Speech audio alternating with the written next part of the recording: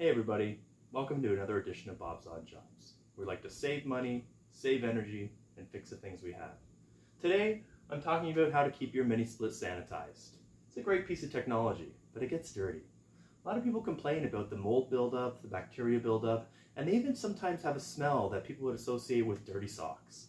The dirty sock smell. Anyway, you gotta keep these things clean. And other than opening it up, washing it out, cleaning out the dust, spraying it down with chemicals, there's a couple other technologies you can use that sanitize this thing over and over again on a daily basis. We're going to talk about how there are hydrogen peroxide generators and UV systems. So let's take a look at those, see how we install them on here. Anyway, let's get to it. Here we have the ductless mini-split PHI air purification system. This unit is built by RGF Environmental Group.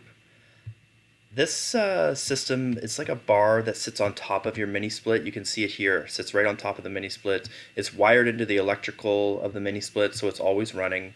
It produces hydrogen peroxide through a reaction with water molecules in the air.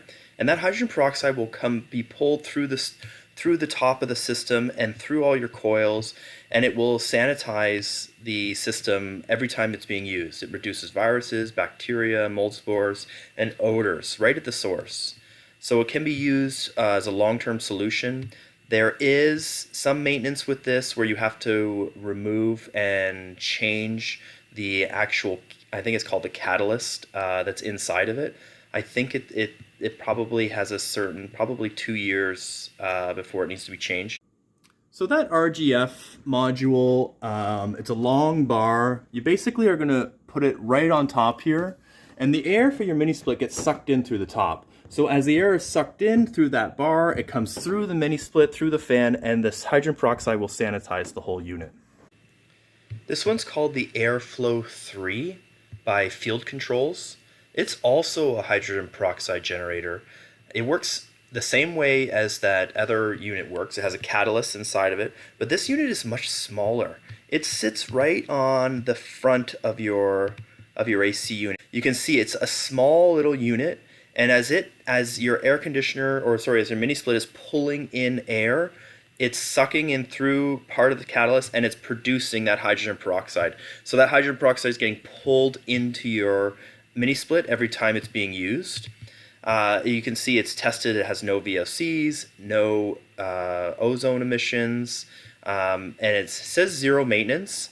I think there's probably zero maintenance while this thing is running, but I guarantee you that this catalyst needs to be replaced after a certain amount of years, probably 2 years. It says it's a plug-and-play piece of equipment. I have not been able to find this unit anywhere. It's only it's only through HVAC specialists. I bet you're gonna pay around $300 or $400 for this. The one problem I could see with this, it's so small. It's only sitting on one part of your air conditioner rather than that other one that does the whole top. So that you may not get the same sanitizing effect. The Airflow 3, it's gonna install right behind the filters. It goes right on top of the coil here on the AC. Now it's just a small unit, so when you put it here, it's only gonna pull in the hydrogen peroxide on half your unit. Maybe you can put it in the middle, it will do more of it. I don't picture it doing as good of a job as that RGF system that goes on the whole top, but it will continuously keep your system sanitized. Okay, so our last way of sanitizing the mini split is using UV light. UV light has a lot of benefits. It's cheaper, first off, but you're still looking at a few $100s to buy these things. And the bulbs will need to be replaced for maintenance. The problem with UV light is it will degrade plastic. And as you know, your mini split is made of mostly plastic. So you want to put these lights in a place where they're not hitting much plastic and they're only hitting the coils. Another issue with UV light is you don't ever want to be able to see it. If your eyes can see it, it can damage your eyes. So it needs to be in a place where you can't see it. You might see some light coming out, but as long as you're not looking at the bulbs directly, that's fine, and it's pointing at the coils. You never want to have this running 24 hours a day. again, because it will degrade your plastic. I think a couple hours a day would probably be fine. This is one option. It's got the 2 bulbs. This is an LED version of it, the Rector Seal. This one actually has a little sensor on it, so anytime your AC is blowing air, the lights will turn on. The placement of these ones you can see is different than the placement of the other ones we were looking at. The other ones were going right inside by the fan. These ones are going right against the coils. Again, these ones are LED, so they're going to last a lot longer. There's another version here. This is the fresh air version. This is the most common one that I could find. It costs about $300. It's not cheap. You're getting a switch. This one's coming as an LED UVC, basically a strip. So you've got the power supply, you've got a switch, and you've got an LED strip. Now it's putting it again under by the fan, but really you can put this anywhere in your AC unit. Here it is on Amazon, this fresh air one. Yeah, $337. This is Canadian. This is Amazon.ca. But here's some, just wanted to give you an idea of what some of the pictures look like. Okay, those UV light systems. So a lot of people put the UV lights right up inside the fan. Let's see if I can get a light in here. Right up inside where the fan is located.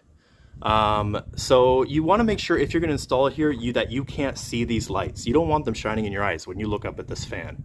So I'm not 100% that that's going to be the best location. As long as you can't see it looking up towards the mini split, it's probably okay. The other area I could picture people putting it is somehow mounting it right here over the coil. You could put one on this side. Well, let me take this off too.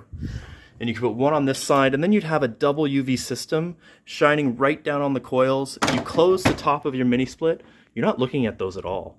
I think that's probably a better option, but again, it's depending on how your mini split is set up is where you're going. Again, those UV lights, you want to make sure that they're not on 24 hours because all of this is plastic. The whole unit is plastic. Even the fan blades inside made of plastic, and UV destroys plastic. So if it's on, you have it on for an hour, a couple hours a day, and turn it off. Don't have it on 24/7. And those are the sort of 3 technologies you can use. I mean, your other option is a couple times a year, you take this all apart. You can put a bib on it to catch water. You spray it down with water. You spray it down with coil cleaning chemicals, which will clean out bacteria, mold, and viruses. But that's a lot of extra work. It is possible to do that. Thanks again for watching another edition of Bob's Odd Jobs. If you like this video, please subscribe. It really helps the base of my YouTube channel. I really appreciate you joining me with this, and have a great day. Take care.